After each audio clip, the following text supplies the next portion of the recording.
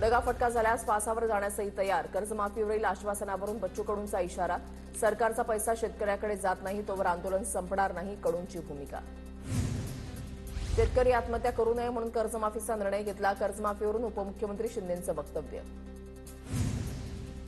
बैठकीमध्ये थोडी ताणाताणी व्हायची, नंतर सगळ्यांनी समंजस भूमिका घेतली. आम्ही शब्दाचे पक्के आहोत, दिलेला शब्द पाळणार. कर्जमाफीवरून उपमुख्यमंत्री अजित पवारांचं वक्तव्य. शेतकऱ्यांसाठी ॲक्शन प्लॅन. एप्रिलच्या पहिल्या आठवड्यामध्ये निर्णय होणार. कमिटीच्या अहवालानुसार योग्य तो निर्णय घेतला जाईल. कृषी मंत्री दत्तात्रय भरणेंची माहिती. 0% व्याजदरानं पैसे दिल्यानंतर कर्ज फेडा. सारखं फुकट, सारखं माफ कशाला हवं?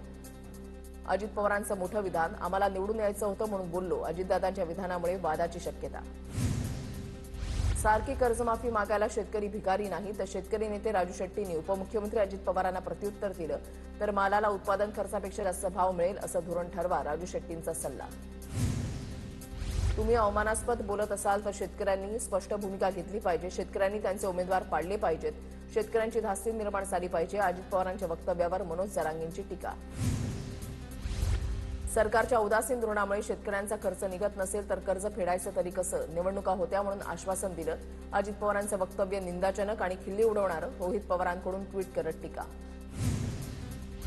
निवडणुकीमध्ये कर्जमाफीचा नारा आणि सत्तेमध्ये आल्यावर किती वेळा फुकट मिळणार असं विचारण्याची फुकटची मस्ती सरकारला सुचतेच कशी? विजय वडेट्टीवारांची अजित पवारांवर ट्विट करत टीका.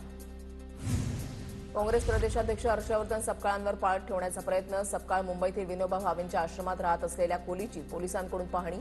काँग्रेसचा आरोप. माझा राजकीय चोऱ्या करण्याचा धंदा नाही. मीच 5-6 वर्षांपासून खडसेंच्या सीडीची, पेनड्राईव्हची वाट पाहतोय. खडसेंच्या घरी झालेल्या चोरीच्या घटनेवर महाजनांची मिश्कील प्रतिक्रिया.